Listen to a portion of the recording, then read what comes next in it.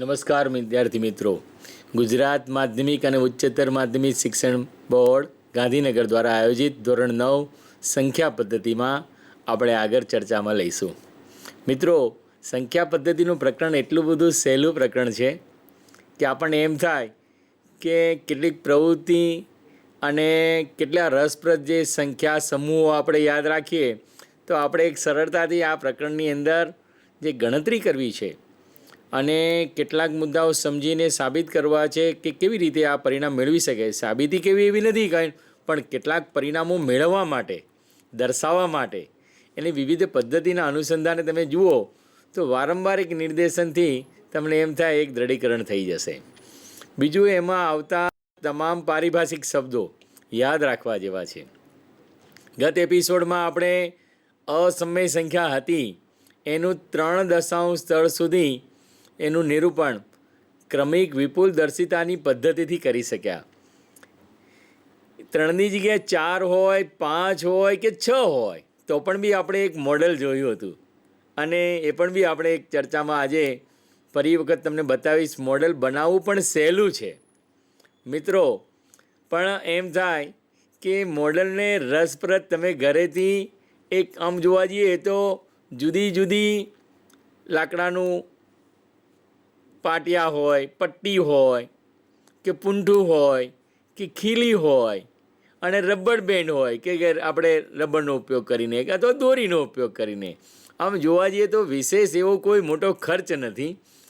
પણ વિપુલ દર્શિતતાની પદ્ધતિમાં જે પાઠ્યપુસ્તકમાં ચિત્ર દ્વારા દર્શાવ્યું છે એ આપણે મોડલ તરીકે જોઈને આપણે કરી શકીએ એમ છીએ. અને એને અસમય સંખ્યા જે છે, અસમય સંખ્યાનું 3 દશાંશ સ્થળથી વધારે દશાંશ સ્થળ સુધીનું પણ આપણે નિર્દેશન કરવું હોય તો બહુ સરળતાથી કરી શકાય એમ છે.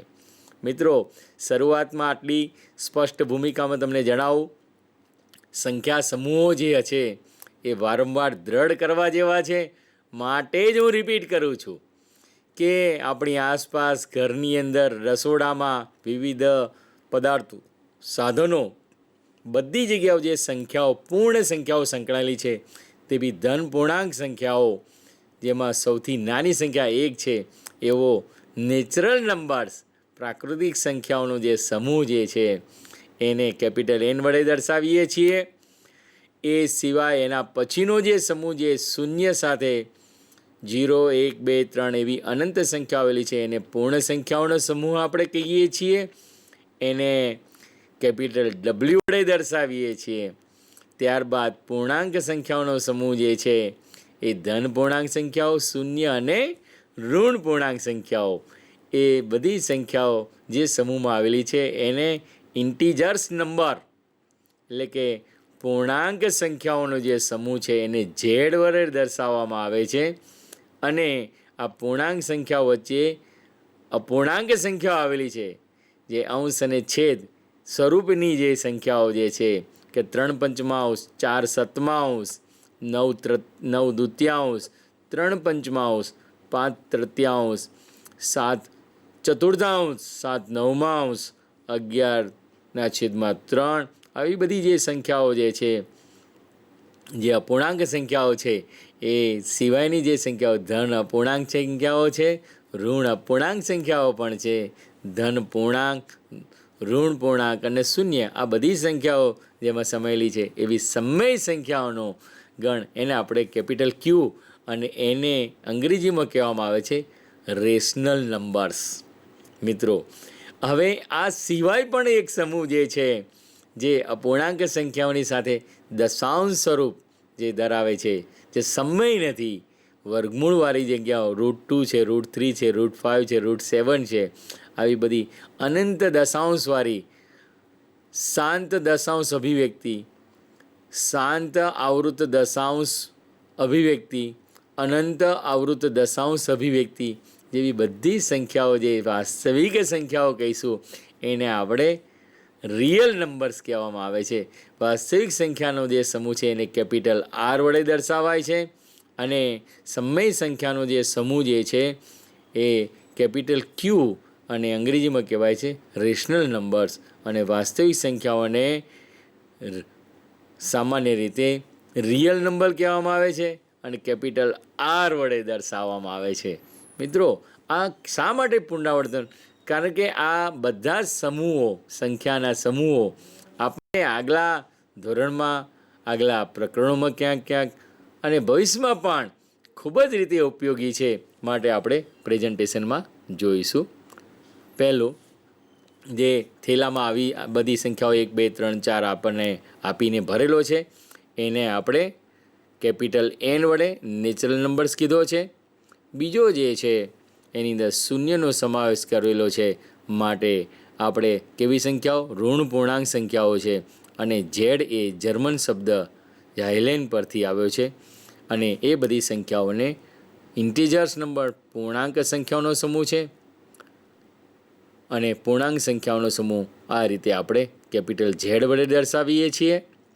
સાથે સાથે જે અપૂર્ણાંક સંખ્યાઓ જે છે એ થેલામાં મૂકીએ તો થેલો સમય જતો છે, એને સમય સંખ્યાઓનો સમૂહ એ આ રીતે આપણે જોઈએ તો -215/219 અને -345/679 જેવી આવી બધી સંખ્યાઓ જે આ થેલામાં મૂકતા જઈએ તો પાછો થેલો ભરાશે, તો સમય સંખ્યાઓનો જથ્થો એટલે સમય સંખ્યાઓનો સમૂહ મળશે.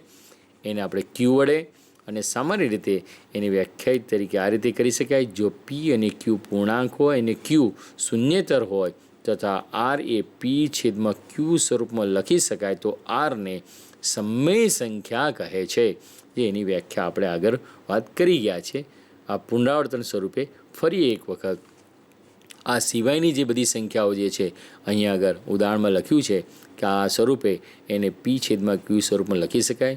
-129 અને Q = 1 અહીંયા આગળ એવી રીતે સ્વરૂપે લખી શકાય. એટલે કે પૂર્ણાંક સંખ્યાને P/Q સ્વરૂપમાં પણ આપણે દર્શાવી શકાય. સામાન્ય રીતે સમય સંખ્યાના જથ્થામાં N, W પૂર્ણ સંખ્યા, Z આ બધી સંખ્યાઓ સમય સંખ્યાના જથ્થામાં આવેલી છે. અને એ રીતે પણ અહીં આગળ બીજી મહત્ત્વની સ્વરૂપે અહીં કહેવામાં આવે તો અહીં આગળ કહેવાય, તમે એ પણ બી જાણો છો કે સમય સંખ્યાઓને P પૂર્ણાંક અને Q શૂન્યેતર પૂર્ણાંક હોય તેવા P/Q સ્વરૂપમાં અનન્ય રીતે દર્શાવી શકાતી નથી. 3/4 = 6/8 = 9/12 = 12/16 = 15/20 વગેરે આ સમાન સમય સંખ્યાઓ છે. એ પણ બી આપણે ધ્યાન રાખવા જેવું છે. અને બીજી હમણાં વાત કરતા હતા એ રીતે વાસ્તવિક સંખ્યાઓનો જથ્થો જે છે આર, એમાં N, capital N, capital W, N એટલે પ્રાકૃતિક સંખ્યાઓ, પૂર્ણ સંખ્યાઓ Z પૂર્ણાંક સંખ્યાઓ, અને Q, કેપિટલ Q એટલે આપણે સમય સંખ્યાઓ, સાથે સાથે અસમય સંખ્યાઓ વર્ગમૂળમાં 7 છે, 34.5 છે, આવી જે દશાંશ ચિહ્નવાળી જે સંખ્યાઓ, વર્ગમૂળવાળી સંખ્યાઓ, જે અસમય સંખ્યાઓ, સમય નથી તેવી બધી જ સંખ્યાઓ વાસ્તવિક સંખ્યાઓના જથ્થામાં આવેલી છે. મિત્રો, બીજું પણ આ એક મહત્ત્વની બાબત આપણે જોઈ ગયા છે. આપણે જાણતા છીએ કે વર્ગમૂળમાં 2 અને પાઈ અસમય સંખ્યા છે, અને એના દશાંશ અભિવ્યક્તિ પણ આપણે ગત એપિસોડમાં જોઈ હતી. આ અભિવ્યક્તિથી પણ વધારે આગળ આપણે મેળવવું હોય તો પણ બી આપણે સરળતાથી મેળવી શકીએ એમ છીએ. પાઈનું મૂલ્ય પણ આનાથી વધારે અનંતતા સુધીમાં આપણે મેળવવું હોય તો પણ બી આપણે મેળવી શકીએ. યાદ રાખવાનું એ છે કે 22/7 એ પાઈનું આશરે પડતું મૂલ્ય છે, એનું બરાબર ઇક્વાલિટી નથી, પણ આપણે પાઈ બરાબર આશરે પડતું મૂલ્ય 22/7 લઈએ છીએ તે ધ્યાન રાખવાનું છે, એ સમજમાં લેવાનું છે. આસન્ન મૂલ્ય જે કહેવાય તે આશરે પડતું મૂલ્ય કહીએ છીએ, એની નજીકનું મૂલ્ય કહીએ છીએ, એક્ઝેક્ટ મૂલ્ય કહેતા છીએ નહીં. એટલે કે પાઈ નોટ ઇક્વલ ટુ 22/7, પરંતુ એનું આશરે પડતું મૂલ્ય પાઈ બરાબર 22/7 આપણે ગણતરીમાં લઈએ છીએ. આગળ વૈદિક યુગમાં ઈસવીસન પૂર્વે 800થી ઈસવીસન પૂર્વે 500ના ગાણિતિક ગ્રંથ જે સોલબસ સૂત્રા, જે જીવાના નિયમમાં √2ની લગભગ નજીની કિંમત તમે જોઈ શકો છો. અને તે આ પ્રમાણે છે કે √2ને એટલે કે સુલભ સૂત્રમાં 1+1/3 વત્તા કૌંસની અંદર 1/4 ગુણાકારમાં 1/3 માઇનસ 1/4 1/34 ગુણાકારમાં 1/4 ગુણાકારમાં 1/3 સાદુરૂપ આપીને પરિણામ મેળવતા 1.4142 ટૂંકમાં વર્ગમૂળમાં 2ની 5 દશાંશ સ્થળ સુધી જે આગળ આપેલી જે કિંમત છે અભિવ્યક્તિ એને સમાન છે. કારણ કે જુઓ 1.41421 અને આ જે સંખ્યા છે 1.41421 જે આ જે સંખ્યા છે એ પણ બી 5 દશાંશ સ્થળ સુધી કેવી છે? સમાન છે. એ ખાસ ધ્યાનમાં લેવા જેવી બાબત છે કે શુલ્બ સૂત્રની અંદર પણ વૈદિક યુગમાં ઈસવીસન પૂર્વે 800થી ઈસવીસન પૂર્વે 500માં ગાણિતિક ગ્રંથ જે કહેવાય એમાં √2ની કિંમત આ રીતે નિર્દેશિત કરી છે. ખરેખર ગૌરવ લેવા જેવી બાબત છે અને ધ્યાન રાખવાની જેવી બાબત છે. આપણને પરીક્ષામાં પૂછાય તો આપણે √2ની 5 દશાંશ સ્થળ સુધીની કિંમત 1.41421 કિંમત આપણને યાદ રહે અને એ રીતે લખી શકતા હોવા જોઈએ. ફરી એક વખત આગળ પાઈના દશાંશ વિતરણમાં અંકોની શોધનો એક રસપ્રદ ઇતિહાસ છે. ગ્રીકના મહાન આર્કિમિડીઝે સૌ પ્રથમ વાર 5 દશાંશ સ્થળ સુધી પાઈની કિંમત આપી હતી. આર્કિમિડીઝ એક ગ્રીકના મહાન ગણિતજ્ઞ સાથે એ વૈજ્ઞાનિક થઈ ગયા અને તેઓએ આપણને પાઈની 5 દશાંશ સ્થળ સુધીની સૌ પ્રથમ કિંમત એમણે શોધી હતી. એના વિશે એક માહિતી સ્પષ્ટ છે. આગળ વાત કરીએ. ભારત દેશના મહાન ગણિતજ્ઞ અને ખગોળશાસ્ત્રી આર્યભટ્ટે પણ જે તે સમયની અંદર કિંમત 4 દશાંશ સ્થળ સુધી મેળવી હતી. એ આપણે ધ્યાન રાખીશું. અને આજે હાઈ સ્પીડ કોમ્પ્યુટરની મદદથી પાઈની કિંમત 1.24 ટ્રિલિયન ડેસિમલ પ્લેસ સુધીની પણ કિંમત મેળવેલી છે. અને બીજું મહત્ત્વની બાબત એ કહેવાય કે પાયથાગોરસનું જે પ્રમેય જે છે કાટકોણ ત્રિકોણમાં કર્ણની લંબાઈનો વર્ગ કાટખૂણો બનાવતી બાકીની બાજુઓની લંબાઈઓના વર્ગોના સરવાળા બરાબર હોય છે. આ પરિણામને યાદ રાખીશું કારણ કે એ કે આ બીજા સ્વરૂપે આપણે પાયથાગોરસે જે પ્રમેય મેળવેલો છે એ પ્રમેયનો ઉપયોગ કરીને અસમય સંખ્યાનું સંખ્યા રેખા ઉપર નિરૂપણ અને જે વર્ગમૂળ કુંતલ રચના આપણે જે મેળવેલી છે એમાં ખૂબ જ ઉપયોગી છે. ભવિષ્યના વર્ષોમાં પણ આ પરિણામ ખૂબ જ ઉપયોગી પુરવાર થવાનું છે અને ઉપયોગી થતું પણ છે. તે પણ બી એક મહત્ત્વનું સ્પષ્ટ છે. જુદા જુદા ક્ષેત્રમાં જુદી જુદી રીતે પાયથાગોરસનું જે પરિણામ છે આજે અનેક જગ્યાએ ઉપયોગમાં લેવાતું છે. આગળ વાત કરીએ.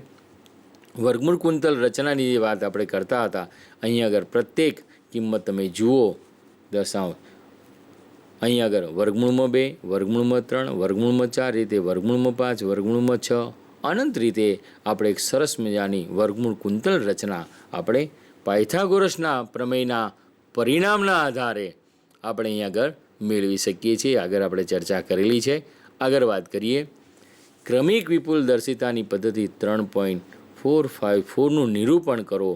અને આ નિરૂપણ આપણે પણ એ જોયું હતું કે આ જે સંખ્યા છે 3 અને 4 વચ્ચેની છે એના 10 ભાગ કરતાં 3.4 અને 3.5 મળશે. અને એવી રીતે 3.4 અને 3.5ના 10 ભાગ કરતાં 3.45 અને 3.46 મળશે. અને એના 10 ભાગ કરતાં આપણે 3.45 એ 3.450 અને 3.460ની વચ્ચેની સંખ્યા 3.454 સંખ્યા મળશે જે આપણે દર્શાવી હતી આપણે મેળવવાની હતી. એ આપણે ક્રમિક વિપુલ દર્શિતાની પદ્ધતિથી જ મેળવ્યું. અહીં આગળ બહિર્ગોળ લેન્સ દ્વારા બતાવેલો છે જેથી કરીને એના 10 ભાગ સરળતાથી જોઈ શકે એવું નિર્દેશન કર્યું છે. આપણે પ્રેક્ટિકલ વર્ગમાં પણ આપણે આ જોયું હતું. ફરી એક વખત હું દર્શાવી અને બીજી સંખ્યા પણ આપણે જોઈશું. ફરી એક વખત આપણે પ્રેક્ટિકલ વર્ગ માટે બીજી એક સંખ્યા આપણે લઈએ કે એનું 3 દશાંશ સ્થળ સુધી એટલે કે આપણે લેવું છે કે 3.3765 એનો અર્થ એવો થયો 3.365 જે છે 3 અને 4 વચ્ચેની સંખ્યા છે. તો મિત્રો 3 અને 4 વચ્ચેની જે સંખ્યા છે એ આપણે અહીં આગળ દર્શાવીશું. અને જે હમણાં જ ચર્ચામાં લેતો હતો કે આપણે બોર્ડ દ્વારા એક આપણે સામાન્ય રીતે એક સાધન બનાવી શકીએ છીએ અને આ સાધન એકદમ સરળ અને સહેલું છે, જાતે જ બનાવી શકાય એવું છે અને એ એકદમ બહુ મજાનું છે. જોઈ શકો છો મિત્રો કે આપણે આ જે બોર્ડ જે છે તમે જુઓ તો આ બોર્ડ આપણને આ પાટિયા ઉપર, લાકડાના પાટિયા ઉપર એક ડ્રોઈંગ શીટ ઉપર દર્શાવીને એના ઉપર કોઈ પણ કાગળ, જોયું મિત્રો, અને આ 1 2 3 4 તમે મિત્રો જુઓ તો 5, આ 5 રીતે તમે જોવા જાઓ તો આ બધી જ પટ્ટીઓ દ્વારા આપણે શું કરી શકીએ, લાકડાના પાટિયા ઉપર એક ડ્રોઈંગ શીટ લગાડી દીધી છે, બરાબર મિત્રો. અને એ ડ્રોઈંગ શીટ ઉપર આપણે ફૂટપટ્ટીઓ ચીપકાવી, અહીં આગળ આવી પુશપિન જે આપણે નોટિસ બોર્ડ પર લગાવીએ છીએ એ પુશપિન છે બધી અહીં આગળ, એ તો કોઈ આપણે બહુ સરળતાથી ન હોય તો ખીલી લગાડી દો, ફૂટપટ્ટી ના હોય તો પટ્ટી લગાડી દો, અને એમાં એના 10 ભાગ કરવાના, બધી જગ્યાએ 10 ભાગ, કારણ કે ક્રમિક રીતે જોવા જઈએ તો 10 ભાગના અનુસંધાને આપણે પરિણામ લેવું છે. આમ જોવા જઈએ તો એક બહુ સહેલો મુદ્દો અહીં આગળ સ્પષ્ટ આપણે એક પ્રેક્ટિકલ વર્કથી પણ આપણે આપણી જાતે જ એક મોડલ બનાવીને કરી શકીએ છીએ. આપણે હમણાં જોતા હતા 3.765, બરાબર. હવે 3.765 એટલે 3 અને 4 વચ્ચે, તો આપણે પ્રેક્ટિકલ જોઈએ 3 અને 4 વચ્ચે. જુઓ મિત્રો, આ 3 છે, પહેલી, બીજી અને ત્રીજી. આ પહેલી, બીજી અને ત્રીજી. હવે ત્રીજીની સાથે જોડી આ રબર બેન્ડ છે હું ચીપકાવી દઉં છું, જોયું. અને એ જ રીતે હું અહીં આગળ આ ચોથી જે સંખ્યા જે છે એથી હું સીધું રબર બેન્ડ અહીં આગળ લગાડી દઉં છું, જોયું. એટલે એનો અર્થ શું થઈ ગયો, 3 અને 4ના પાછા 10 ભાગ થઈ ગયા, જોયું. હવે 3.7 અને 3.8 કીધા છે. જુઓ બીજું આપણી સંખ્યા કઈ કીધી છે, જુઓ પ્રેઝન્ટેશનમાં 3.765 છે, તો 3 અને 4 એટલે કે 7 અને 8, જોયું. નીચે તમને બહિર્ગો લેન્સમાં બતાવ્યું છે આપણી પાસે, જોયું મિત્રો. આ બહિર્ગો લેન્સમાં 3.7 એટલે 7 અને 8 થઈ, જોયું.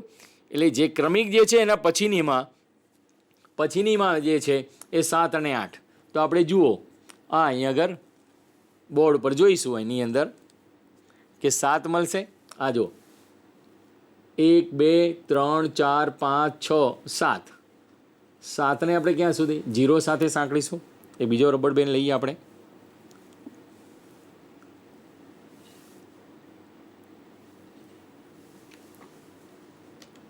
સાથે સાંકળીશું. અને એ જ રીતે આ જે બીજો જે છે 8ને ક્યાં આગળ, અહીં આગળ 0 બેન્ડ સાથે સાંકળીશું, જોયું. એટલે એનો અર્થ થઈ ગયો 3 અને 4 હતા, અને પછી શું થઈ ગયું 3.7, એટલે 3.7 એટલે 3 અને 8 વચ્ચે એના પાછા 10 ભાગ થયા, જોયું. દેખાય છે મિત્રો, બરાબર. હવે સિમ્પલ જ રહ્યું, આપણે એક જ પરિણામ રહેશે જે નિર્દેશન કરવા માટે દર્શાવવું છે. પ્રેઝન્ટેશનમાં જુઓ 3.7 અને 3.8ના પાછા કેટલા કરશું, 10 ભાગ થશે. એટલે આપણે કેવા મળશે, જુઓ 3.7 અને 3.8ના કરશું, અને મારે 3.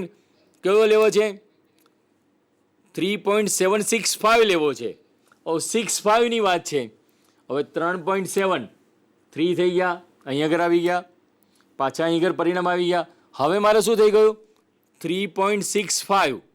હવે તમે જુઓ પ્રેઝન્ટેશનમાં 3 અને જે પરિણામ હતા એના અનુસંધાને તમે જોવા જાઓ તો મારું કર્સર છે એ રીતે જુઓ 3.6 અને 3.77, બરાબર. આ 76 અને 77ના પાછા 2 ભાગ થશે, જોયું. 7 અને 8 આવી ગયા અહીં આગળ, આ 7 અને 8 પાછા અહીં શું આવી ગયું 6 અને 7ના ભાગ થશે. શાના થશે મિત્રો, 6 અને 7. તો આપણે અહીંની અંદર જોઈશું બેન્ડની અંદર, અહીંથી પિન કાઢીને આપણે જુઓ ક્યાં આગળ 6 અને 7. તો આપણું રહ્યું 6 અને એને દર્શાવીએ 7. આ 6 અને બીજું 7મું આવશે એની અંદર આપણે દર્શાવીએ આ 7નું પરિણામ 7, બરાબર. હવે જુઓ, હવે આગળની અંદર પાછળ પ્રેઝન્ટેશનમાં જોઈશું કયો કીધો છે આપણે 765. તો જુઓ હવે બોર્ડ ઉપર જોઈએ 1 2 3 4 5 6 અને 65 કીધો છે. એટલે 1 2 3 4 ને 5. આ જે 5 જે છે સંખ્યા 1 2 3 4 ને 5, આ સંખ્યા કેવી થઈ ગઈ મારે? 765 થઈ ગઈ. જોયું મિત્રો? એટલે ક્રમશઃ જોવા જઈએ. હજુ પાછું એક મારે એનાથી વધારે દશાંશ સ્થળ જોઈતું હોય, પાછી એક પટ્ટી આપણી પાસે છે જ. જોયું? એટલે પાછું એનાથી પણ વધારે, હજુ બીજું વધારે પટ્ટી દર્શાવો. ટૂંકમાં મિત્રો તમે જુઓ કે આ પદ્ધતિ દ્વારા જે નિર્દેશન કરવું છે એ નિર્દેશન પણ થાય, પ્રવૃત્તિ દ્વારા કરી પણ શકાય, અને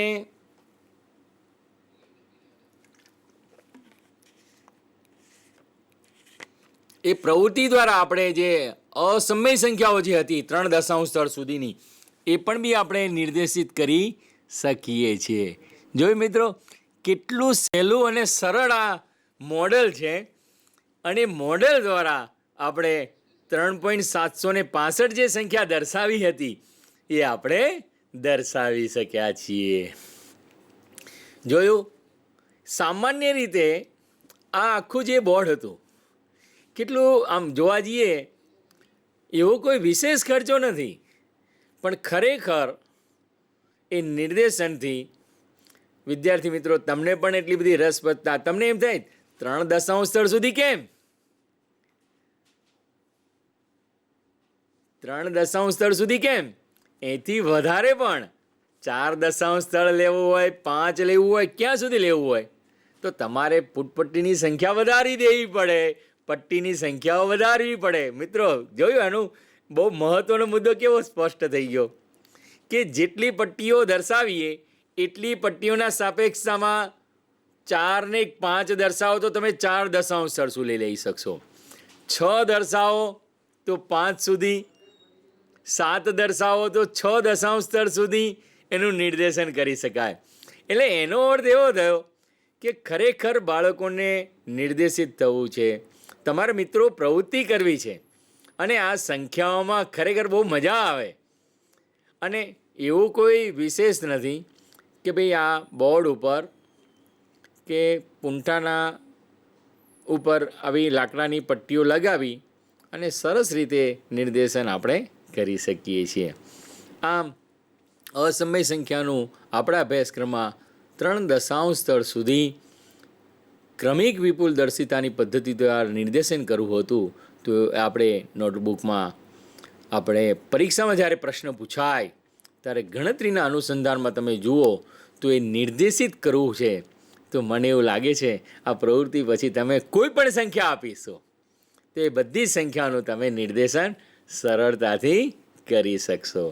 હવે વિશ્વાસ થાય છે ને મિત્રો? ગયા એપિસોડમાં પણ જોયું હતું, આ એપિસોડમાં પણ તમે પ્રેક્ટિકલી હમણાં જોયું. એ રીતે જોવા જઈએ તો આ 3 દશાંશ સ્થળ સુધીની જે અસમય સંખ્યા છે એને આપણે દર્શાવી શક્યા. પ્રેઝન્ટેશનમાં જોઈએ ફરી એક વખત બીજી એક સંખ્યા લીધી છે. અહીંયા આગળ સ્વાધ્યાયની જે સંખ્યા છે, આ જે લીટી છે એ ઉપર લખજો, 4.26 બાર છે, 4.26 બાર છે.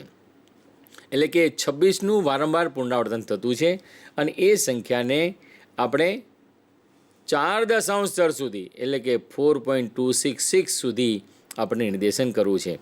હવે 4.2626 અનંત સુધી છે એ સંખ્યા ક્યાંની વચ્ચે આવેલી છે?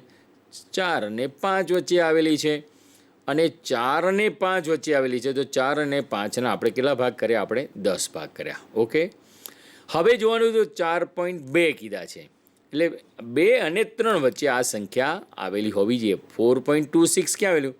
4.20 અને 4.30 વચ્ચે આવેલી છે. મિત્રો આપણે જોઈશું, જો 4.20 અને 4.30ના પાછા 10 ભાગ કર્યા, જોયા મિત્રો? એટલે 21, 22, 23, 24, મિત્રો અહીં 24 સમજો, ભૂલ થઈ છે, 25 અને હવે 26 આપણે છગડો છે. 26 અને 27ના પાછા કેટલા ભાગ કરવાના છે? 10 ભાગ કરવાના છે. જુઓ આગળ, હવે 26 અને 27 તમે સમજો એક વાર, આ 26 અને 27ના 10 ભાગ, એનો કયો ભાગ? પાછો બીજો ભાગ. તો 4.262 અને 4.263 એના પાછા કેટલા ભાગ કરવાના છે? 10 ભાગ કરવાના છે. જોયું મિત્રો? એના 10 ભાગ કરશું એટલે ચોથું દશાંશ સ્થળ તરીકે જોયું 4.2621, 4.2622, 4.2623, 4.2624, 4.2625 અને 4.2626 જે આપણે મેળવવાનું હતું. પછી 4.2627, 4.2628 અને 4.2629 અને 4.2630. એટલે 4.2630 અને 4.2630ની વચ્ચેની સંખ્યા જે આપણે 4 દશાંશ સ્થળ સુધીની જે વાત હતી કે 4.2626 જે દર્શાવવાની હતી એ સંખ્યા આપણે સરળતાથી દર્શાવી શક્યા છીએ. સામાન્ય રીતે આ નિર્દેશનમાં આપણે એક વસ્તુ સ્પષ્ટ છે કે અહીં 4 દશાંશ સ્થળ સીધું લીધું, એની જગ્યાએ આપણને 5 દશાંશ સ્થળ સુધી કે તો પણ બી આપણે ફરી વખત આ ક્રમિક વિપુલતાની દર્શતીના આધારે આપણે નિર્દેશન કરી શકાય.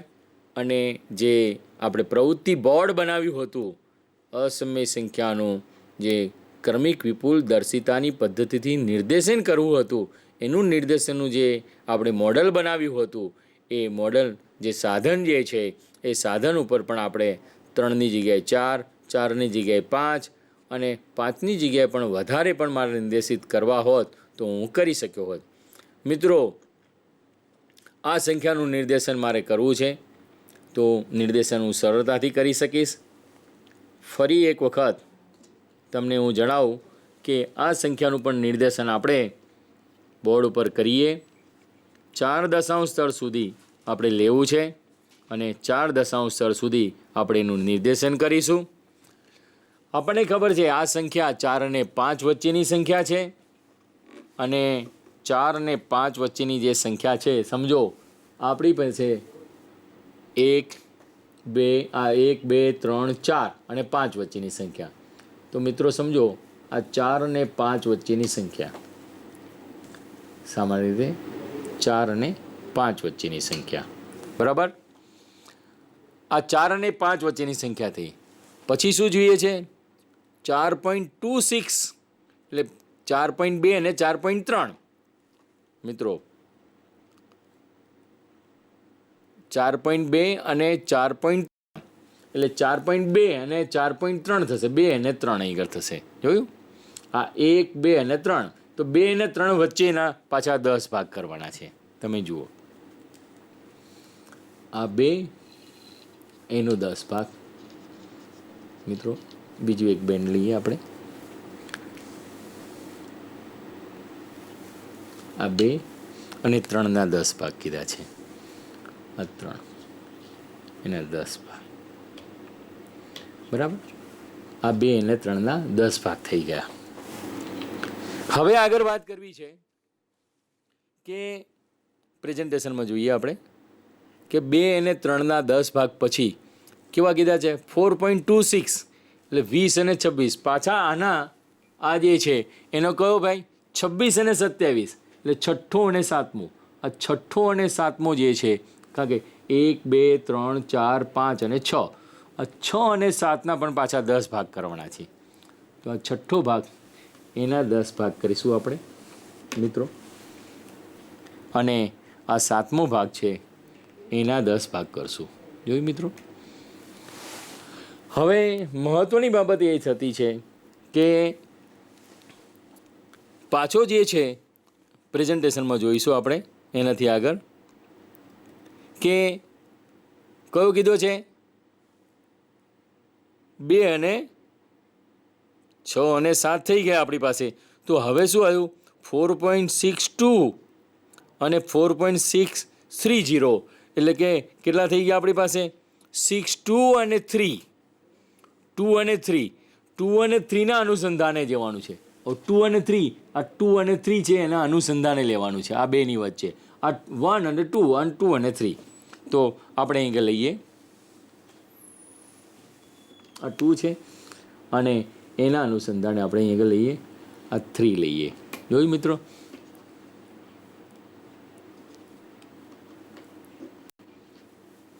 આ 2 અને 3. મિત્રો આ આખા ડિસ્પ્લેમાં તમે જુઓ અને એનો કયો કીધો છે છઠ્ઠો, તો 1 2 3 4 5 અને 6, જે આ જે 6 જે છે એ 4.2626 આવી ગયો જો મિત્રો. હો એટલે કે ક્રમિક વિપુલ દર્શિતાની પદ્ધતિથી આપણે જે છઠ્ઠી જે આપણી કર્સર જે છે આપણું મિત્રો જે 4.2626 ના અનુસંધાને આપણે આ નિર્દેશિત કરી શક્યા. ટૂંકમાં એનો અર્થ એવો થયો કે 4 દશાંશ સ્થળ સુધી હતું તોય આપણે કરી શક્યા, એનાથી થોડુંક વધારે દશાંશમાં હોત તો પણ બી આપણે કરી શક્યા હોત. ખ્યાલ આવે છે ને મિત્રો?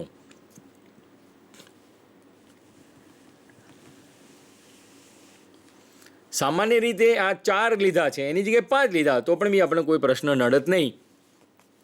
સામાન્ય રીતે આ મોડલની અંદરથી પણ આપણે 3 4 5 6 જે રીતે દર્શાવવું એ રીતે આપણે નિર્દેશન પટ્ટીઓ વધારે મૂકી દેવી પડે અને આપણે સરળતાથી બતાવી શકીએ. મિત્રો કેટલું રસપ્રદ અને સહેલું છે ને, અને પ્રવૃત્તિ દ્વારા આપણે મિત્રો કેવું બનાવી દીધું સરસ મજાનું, અને તમે પણ બનાવી શકશો એ હું આશા રાખું છું. આગળ આપણે બીજા પરિણામમાં જોઈએ, નિર્દેશનમાં જોઈએ. આગળ બીજું જોઈએ પ્રેઝન્ટેશનમાં. ભૌમિતિક રીતે વર્ગમૂળમાં 3.35 શોધો અને તેને સંખ્યા રેખા પર દર્શાવો. તો મિત્રો સૌથી પહેલાં તો શું છે કે એ થી બી એક વર્તુળના ચાપના અનુસંધાને એ થી બી થાય એવું વર્ગમૂળમાં 35ના અનુસંધાનમાં જે સંખ્યા જે છે એટલી કિંમતના અનુસંધાને ચાપ લગાવીને આપણે એએક્સ કિરણ ઉપર પહેલાં તો એએક્સ કિરણ દોરો, પહેલો મુદ્દો તે છે, બરાબર. ત્યારબાદ બીજા મુદ્દામાં એ બી બરાબર 3.5 થાય એકમ થાય તેવું બી બિંદુ દર્શાવો અને એ એક્સ પર એથી એક્સ પર તમારે જોવાનું છે, એ દોરવાનું છે આપણી પાસે. બીથી સી જે છે આ જે અંતર છે બીથી સીનું અંતર નાનું એ એકમ અંતર લેવાનું છે, તેવું બિંદુ આપણે સી લીધું છે. હવે એ એક્સ પર એવું કિરણ એક્સ કિરણ પર આપણે બિંદુ સી લીધેલું છે. ત્યારબાદ એસીને પીમાં છેદતો એસીનો લંબ દ્વિભાજક, આ એ અને સીનો લંબ દ્વિભાજક દોરવાનો છે.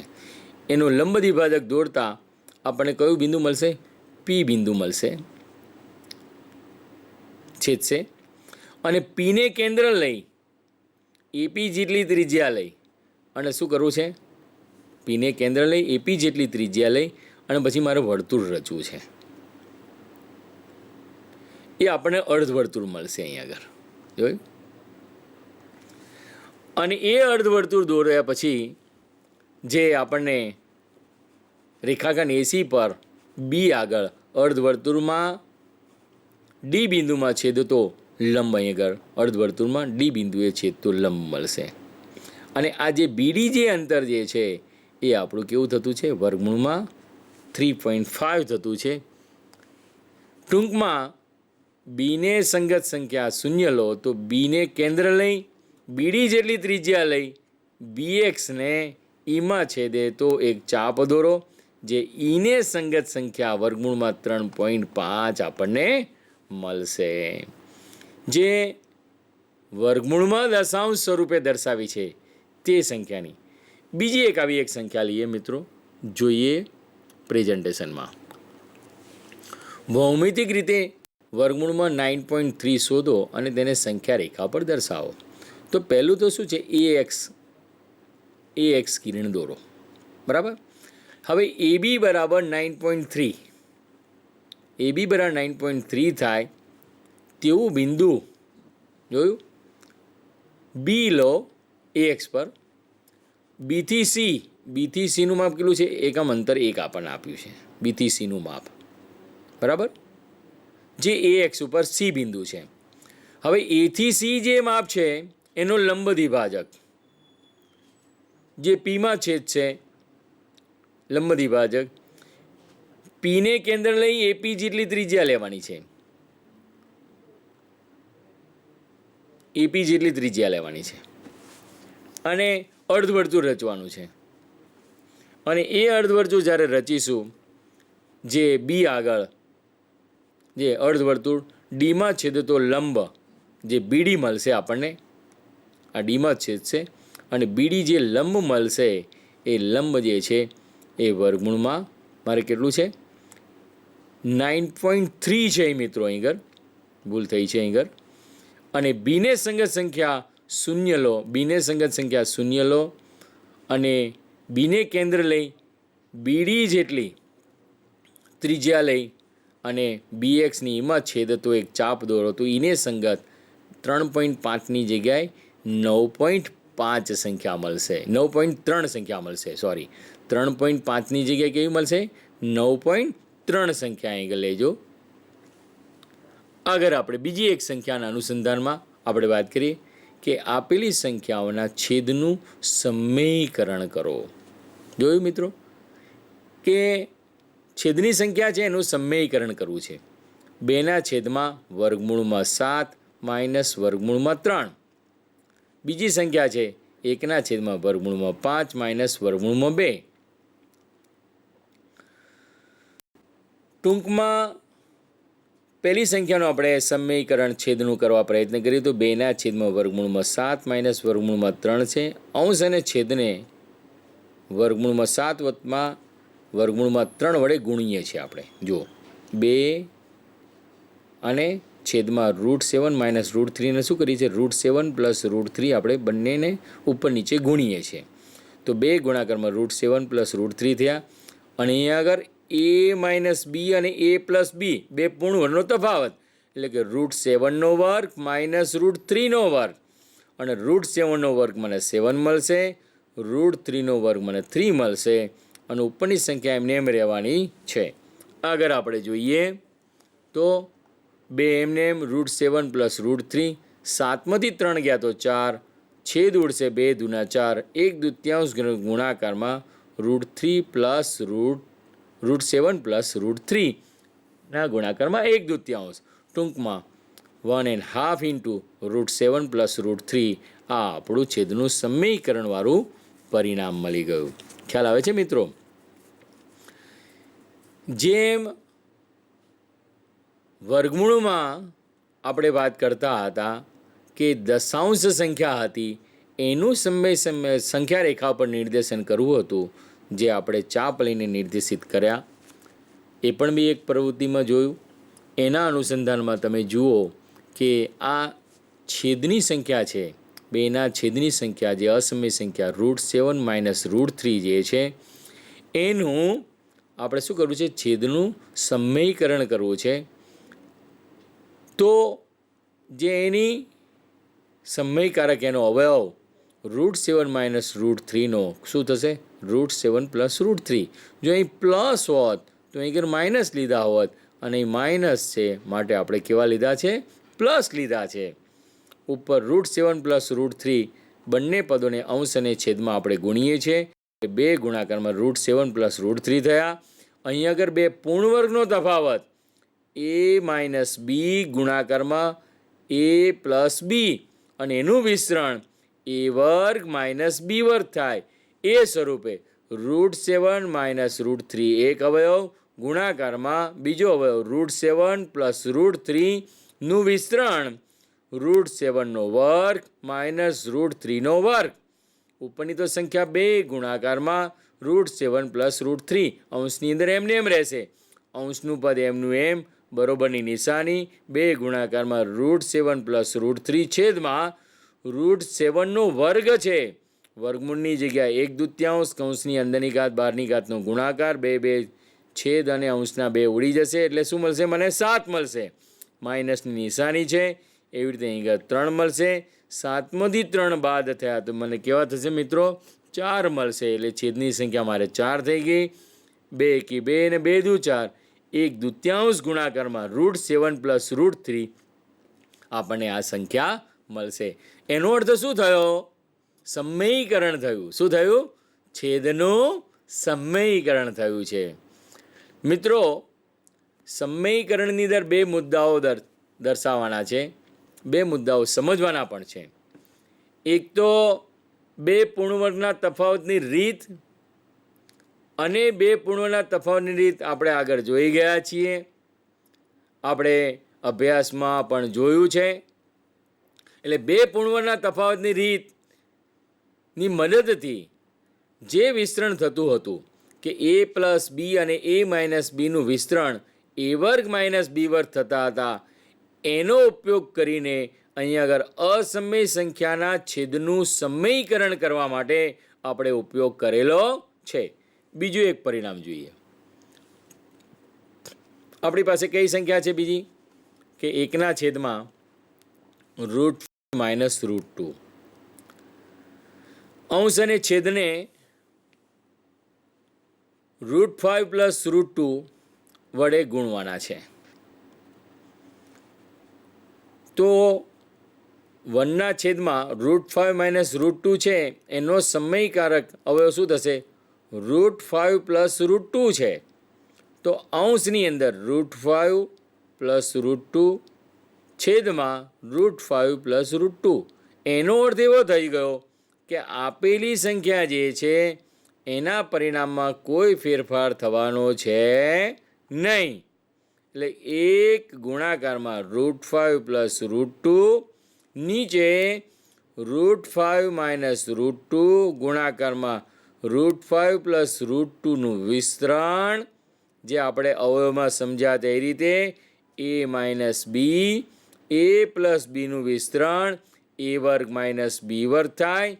તે રીતે રૂટ 5 માઇનસ રૂટ 2 એક અવયવ ગુણાકારમાં બીજા અવયવમાં રૂટ 5 પ્લસ રૂટ 2નું વિસ્તરણ રૂટ 5નો વર્ગ માઇનસ રૂટ 2નો વર્ગ.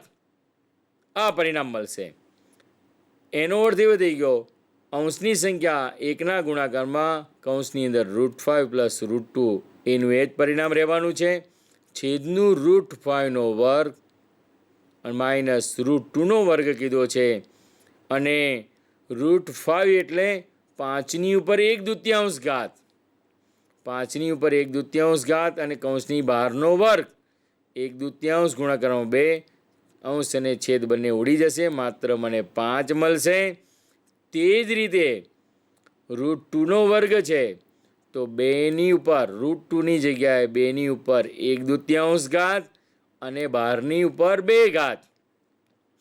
1/2 ગુણાકારમાં 2, 2 બંને છેદ ઉડી ગયા, તો 2ની ઉપર 1 ઘાત. એનો અર્થ થઈ ગયો અંશ એમનો એમ, એટલે કે 1 ગુણાકારમાં રૂટ 5 પ્લસ રૂટ 2 છેદમાં 5 માઇનસ 2, એટલે કે 5 માઇનસ 2 એટલે 3. એકના ગુણંકમાં રૂટ 5 પ્લસ રૂટ 2 એટલે કહી શકાય 1/3 ગુણાકારમાં રૂટ 5 પ્લસ રૂટ 2. આ મારો સમયીકરણ કર્યા પછીનું પરિણામ આપણને મળ્યું છે. મિત્રો, આપણે સમય સંખ્યા ને અનુસંધાને અસમય સંખ્યાનું સમય સંખ્યામાં નિરૂપણ તરીકે અહીંયા આગળ આપણે જોયું. બીજો એક પરિણામના અનુસંધાનમાં આપણે હંમેશા માટે અહીં નોંધ કરીશું કે બે પૂર્ણવર્ગનો તફાવત એ માઇનસ બી અને એ પ્લસ બીનું અનુસંધાનમાં અહીં આગળ જે રીતે ઉપયોગ લીધો રૂટ 5 માઇનસ રૂટ 2 અને રૂટ 5 પ્લસ રૂટ 2 એટલે રૂટ 5નો વર્ગ માઇનસ રૂટ 2નો વર્ગ. એવી રીતે એ પરિણામનો ઉપયોગ આપણે અહીં કરીને છેદની સંખ્યાનું આપણે સમીકરણ સરળતાથી કરી શક્યા. એટલે કે નીચે છેદમાં અસમય સંખ્યા રહેલી છે નહીં. સમયીકરણ થયું એ છેદની સંખ્યાનું સમયીકરણ થયું એટલે શું થયું કે છેદની સંખ્યા અસમય સંખ્યાની જગ્યાએ કેવી થઈ ગઈ? સમય સંખ્યા થઈ ગઈ. એટલે પરિણામ તરીકે 1/3 ગુણાકારમાં વર્ગમૂળમાં રૂટ 5 પ્લસ રૂટ 2 આપણે કહી શકાય. આગળ વાત કરીએ કે સ્વાધ્યાય 1.4માં નીચેની સંખ્યાઓ સમય કે અસમય સંખ્યાઓમાં વર્ગીકરણ કરવું છે. તમે જુઓ, આગળ પણ આપણે કેટલીક સંખ્યાઓનું સમય અને અસમય સંખ્યામાં વર્ગીકરણ કર્યું હતું. અહીંયા આગળ સ્પષ્ટ છે. પહેલી સંખ્યા છે આપણી પાસે √5 માઇનસ 2 માઇનસ √5 સોરી 2 માઇનસ √5 બરાબર. બીજી સંખ્યા છે કૌંસમાં 3 પ્લસ √23 માઇનસ √23. ત્રીજી સંખ્યા છે 2 ગુણાકારમાં વર્ગમૂળમાં 7 અંશની અંદર છેદમાં 7 વર્ગમૂળમાં 7. ચોથી સંખ્યા છે 1ના છેદમાં વર્ગમૂળમાં 2 અને પાંચમી સંખ્યા છે 2π. હવે આપણે અહીં જોવાનું રહ્યું કે પહેલી સંખ્યા. હવે તમે શું કરો મિત્રો, પાંચે પાંચ સંખ્યાનો સમય અસમય સંખ્યા તમારી નોટમાં જવાબ લખી કાઢો.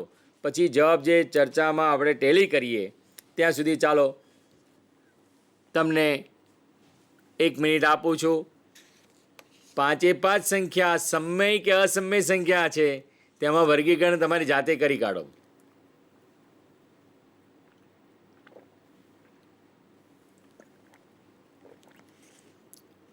કરી નાખ્યું ભાઈ મિત્રો? તમે જોજો પાંચે પાંચ સંખ્યાના જવાબ. હવે પહેલી વસ્તુ આપણે એક ચર્ચામાં એ લઈએ કે 2 માઇનસ √5 છે. વર્ગમૂળમાં 5 જે છે એ કેવી સંખ્યા છે? અસમય સંખ્યા છે. કારણ કે વર્ગમૂળમાં 5 છે એનું સાદુરૂપ આપીને કોઈ પૂર્ણ સંખ્યા મળવાની છે નહીં. તો 2 માઇનસ પહેલી સંખ્યા મિત્રો, મારું કર્સર છે એ પ્રમાણે 2 માઇનસ √5 કેવી સંખ્યા થશે? અસમય સંખ્યા થશે. તમારો જવાબ ટેલી થયો ભાઈ? અને સાચો થયો તો ટીક માર્ક કરો. બીજું જે સંખ્યા છે કૌંસમાં 3 પ્લસ √23 માઇનસ √23. તો પ્લસ √23 માઇનસ √23 બંને વિરોધી સંખ્યાઓ છે, બંને જતી રહેશે એટલે કુડી જતા શૂન્ય થશે. એટલે 3 પ્લસ 0 = 3. એટલે 3 સંખ્યા મળશે. એટલે કેવી સંખ્યા મળશે મને? સમય સંખ્યા મળશે. જોયું મિત્રો? તે રીતે 2 વર્ગમૂળમાં √7 ત્રીજી સંખ્યામાં 7 અને √7. √7 જતા રહ્યા, અંશ અને છેદ ઉડી ગયા તો 2 સપ્તમાંશ મળ્યા. તો એ કેવી સંખ્યા? સમય સંખ્યા. એટલે કે આ બીજી સંખ્યા પણ સમય સંખ્યા અને ત્રીજી સંખ્યા 2 સપ્તમાંશ પણ કેવી સંખ્યા? સમય સંખ્યા છે. જવાબ ટીક કરી નાખજો. અહીં 1 છે, 1ના છેદમાં વર્ગમૂળમાં 2 છે. એનો અર્થ એવો થઈ ગયો કે આ સંખ્યા કેવી છે? અસમય સંખ્યા છે. કારણ કે વર્ગમૂળમાં 2 જે છે એનું સાદુરૂપ એ પૂર્ણ સંખ્યા નથી મળતી. માટે 1ના છેદમાં વર્ગમૂળમાં 2 પોતે પણ અસમય સંખ્યા છે. માટે 1ના છેદમાં √2 પણ અસમય સંખ્યા છે. તે જ રીતે પાંચમી સંખ્યા 2 વર્ગમૂળમાં π છે. π અસમય સંખ્યા છે અને 2 વડે ગુણતા પણ અસમય સંખ્યા રહેવાની છે. ટૂંકમાં પહેલી સંખ્યા અસમય સંખ્યા, ચોથી સંખ્યા પણ અસમય સંખ્યા અને પાંચમી સંખ્યા પણ કેવી છે? અસમય સંખ્યા છે. એ આ પાંચે પાંચના જવાબ છે. મિત્રો તમારા જવાબ ટેલી કરજો. પહેલી સંખ્યા અસમય સંખ્યા, બીજી સંખ્યા સમય સંખ્યા, ત્રીજી સંખ્યા સમય સંખ્યા અને બાકીની બંને સંખ્યા અસમય સંખ્યા છે. આમ પાંચે પાંચ તમારા જવાબ સાચા પડ્યા હશે જ. કારણ કે તમે આ પાંચે પાંચ ભાગની અંદર તમે જે આ સંખ્યા પદ્ધતિના વિભાગ જોયા એના અનુસંધાને તમે સરળતાથી સમજી શક્યા છો અને આ પ્રકરણ તમને ખૂબ સહેલું લાગ્યું છે એવી આશા રાખું છું.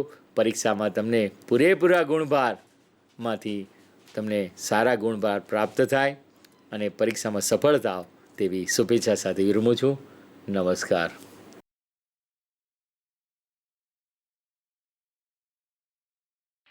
21મી સદી આપણને કારકિર્દીની અનંત તક આપે છે. જે વિદ્યાર્થીઓ 10મા ધોરણ પછી શું કરવું, કઈ કારકિર્દી પસંદ કરવી એવી મૂંઝવણમાં હોય તેઓ પોતાની રુચિ અને ક્ષમતાઓના આધારે ઘણા બધા ક્ષેત્રોમાં કારકિર્દી બનાવી શકે છે.